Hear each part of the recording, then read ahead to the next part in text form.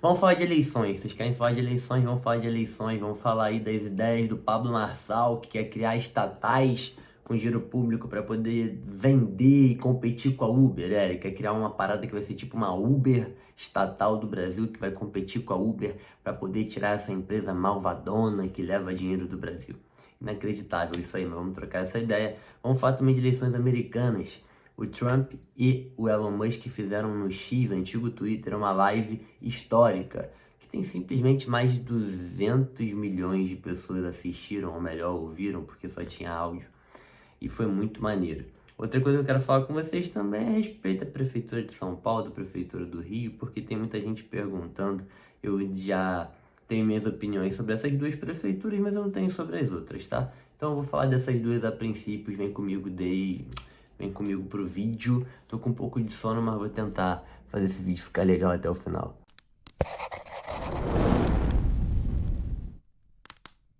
Meu querido, minha querida, seja muito bem-vindo. Deixa eu ajeitar a câmera que tá torta. Pronto, ajeitei. Eu sou Marcelo Brock, esse aqui é o canal Marcelo Brock. Se você já conhece, seja bem-vindo a mais um vídeo. Se não, não esquece de se inscrever no canal e deixa o like se gostar do vídeo ou dislike se não gostar até o final. Outra coisa, se estiver assistindo esse vídeo só para poder dar uma moral, fala aí onde é que você mora para ver de que prefeituras eu posso falar no próximo vídeo, se eu conheço alguém que conhece alguma prefeitura para trazer mais informações para vocês de quem são candidatos legais, quem deve ganhar e como é que tá rolando a corrida eleitoral dentro dessas prefeituras. Mas vamos lá, vamos começar pelo Pablo Marçal, que fez essa declaração aí de que ele quer criar uma estatal para competir com a Uber, porque a Uber é uma empresa muito grande que vem de outro país, e aí vem aqui, leva o nosso dinheiro aqui do Brasil e etc. A gente poderia ter uma empresa de transporte por um valor mais baixo. Gente, muita gente me pergunta o que eu acho do Pablo Marçal. Eu não tenho nada pessoalmente contra o Pablo Marçal. Eu acho, inclusive, que a criação de conteúdo dele é motivacional, a respeito de criar um mindset, uma mentalidade mais próspera de trabalhar, de empreender, de produzir, de sair um pouco dessa bitolagem de eu tenho que ser funcionário público aqui, ou trabalhar de CLT, porque essas são as únicas saídas para eu ter segurança e alguma coisa na vida. Esse tipo de pessoa é o tipo de pessoa que não vai viver nada grande na vida, que nunca vai construir um sonho significativo, na grande maioria das vezes, porque ela vai estar sempre limitada ali na corrida dos ratos, né? Limitada a pagar boletos sem construir nada além para o futuro dela. Bom, mas pois bem, esse não é o assunto do vídeo. Isso é o trabalho dele. Só quero dizer que eu não tenho nada pessoalmente contra, que eu tenho raiva dele ou algo do tipo. Eu só acho que politicamente ele não entende nada de política. Eu acho que economicamente ele não entende praticamente nada de economia. Eu acho que ele é um cara muito bom no desenvolvimento de mentalidade, de motivação para pessoas, né? E também acho que ele é um cara muito bom no marketing. E ponto final, talvez seja um bom gestor ou empreendedor ali, eu não sei qual é a questão das empresas dele que ele fala, mas aparentemente sim, pelo que eu ouvi rasamente. Qual é a questão? Por que eu falo que politicamente ele não entende praticamente nada? Simples, porque ele tá falando um monte de merda. Cada entrevista que ele dá, cada debate que ele vai, ele tenta inventar coisas muito diferentes, que saiam muito da caixinha, como se fossem soluções revolucionárias que vão chamar muita atenção, mas na verdade um bando de maluquice que não tem pé nem cabeça, que não tem viabilidade, que nem seria positivo para nossa cidade, ou melhor, para sua cidade, no caso aí São Paulo, porque eu sou do Rio de Janeiro. Essa ideia dele de querer criar uma estatal, de tipo uma Uber, para competir com a Uber, para poder ter corridas mais baratas, e não deixar essa empresa grandona que vem de fora levar nosso capital. Gente, sempre se cria essa história de empresas que vêm de fora, né? Que elas estão aqui levando o nosso dinheiro, explorando o nosso povo, algo do tipo. Pelo amor de Deus. A Uber, para quem não sabe, é uma empresa que começou a dar lucro apenas agora em 2023. Depois de anos de empresa, depois de mais de 5 anos. Na verdade, eu não sei quantos anos a Uber tem. Não sei se a Uber tem 7 anos, 10 anos, mas enfim, ela tem muitos anos e só agora em 2023, no ano passado, que ela começou a dar lucro. Quer dizer que foram investidas fortunas, bilhões de dólares nessa empresa. A Uber tem 6 anos.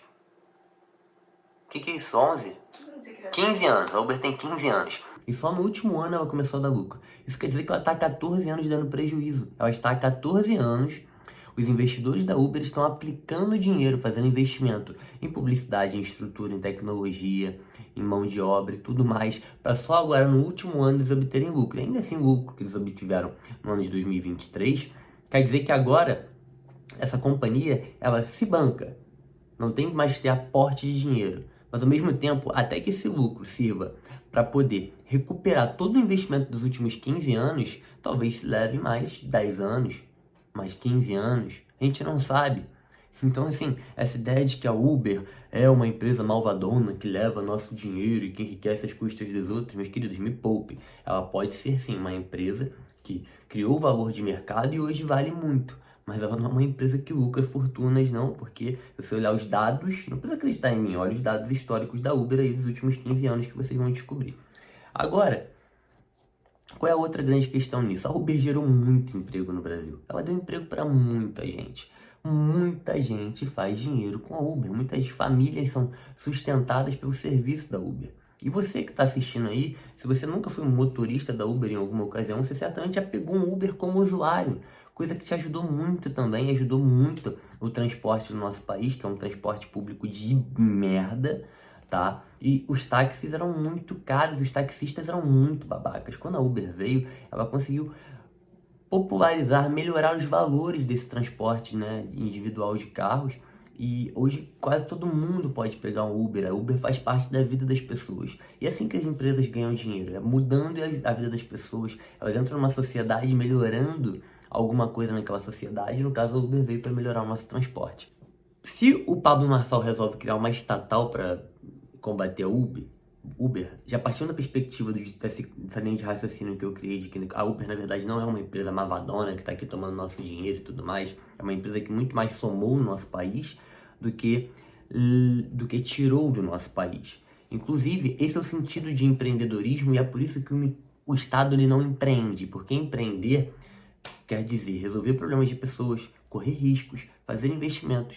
O Estado, ele não opera em operações de lucro e prejuízo. O Estado não precisa dar lucro, ele pode dar prejuízo, podem fazer merda, pode não ser um serviço bom, as pessoas podem não querer usar e continua ali, porque ele não opera em operações de lucro e prejuízo. Tá entendendo? Eles vão sempre pegar o nosso dinheirinho e continuar mantendo aquela bodega que algum tecnocrata teve na cabeça de fazer. A princípio, para criar essa estatal, teria que se pegar dinheiro público, ou seja, dinheiro nosso. O Estado não faz nada, nem dá nada para ninguém que não seja tirado das próprias pessoas. Quanto tempo essa empresa demoraria para poder obter lucros? Essa empresa conseguiria vencer da Uber no mercado? Quem administraria essa empresa sem estar falando de Estado? E se essa empresa não tem a obrigação de dar lucro, ela continua existindo, o que nos diz que ela deixaria de existir? A gente vê um monte de estatal aí, ou a enorme maioria das estatais, que não dá lucro nenhum e continua existindo. Simplesmente para poder mancar o emprego de um monte de sanguessuga e dar cargos políticos para pessoas que trabalham ali, etc, etc e tal. E outra coisa, ele fala que depois de um tempo venderia essa empresa. Se essa empresa realmente funcionasse, né, partindo do pressuposto que ela funcionasse, desse certo, por que não expandir para outras prefeituras, botar no Brasil inteiro, levar ela para outros lugares do mundo e realmente lucrar com ela? Por que você vai vender a empresa depois? Que tipo de pensamento maluco é esse? Você garante que vai fazer uma empresa que vai dar certo, mas depois para você vender, como assim? Não dá para entender muito bem. Enfim, e outra aí, vai se garantir que quem compra essa empresa é um americano, é um brasileiro, porque pode ser um americano, um australiano, um francês, qualquer coisa, qualquer um pode comprar uma empresa. Não tem nada na nossa Constituição ou nas nossas leis que garantam que a venda de uma empresa vai ter que ser comprada por um brasileiro, nem mesmo que seja uma estatal. Então, enfim, é uma série de coisas que ele fala que não faz o menor sentido, são umas ideias que ele tira para mostrar que ele é revolucionário, que ele tem grandes ideias absurdas, que na verdade não tem viabilidade, nem solucionam nada, é só maluquice que ele inventa para chamar a atenção. E funciona, porque a gente tá aqui agora trocando essa ideia e falando dele. Vocês conseguem perceber como que funciona esse bando de porcaria que ele fala? Mas é isso, enfim. Mudando de assunto, trocando um pouco, o Trump fez ontem o melhor. O Elon Musk usou a sua rede social, o X, que é o antigo Twitter, para fazer uma live entrevistando o Donald Trump, trocando uma ideia com o Donald Trump, durante 1 hora e tal, acho que quase 2 horas, lá no X. Cara, e simplesmente tem mais de 200 milhões de visualizações. A gente tá falando do Brasil inteiro vendo, de quase os Estados Unidos todo. É surreal o que o Elon Musk fez. E assim, os jornalistas, a grande mídia, eles estão enfiando o dedo no cu e rasgando de raiva. Porque o que que acontece? O Trump não está tendo espaço para poder expor opiniões, para falar de determinados assuntos, em local nenhum. Então, existir hoje um bilionário maluco como Elon Musk, que fala assim, não, foda-se, eu quero defender a liberdade, eu quero dar espaço. E explicando uma coisa para vocês.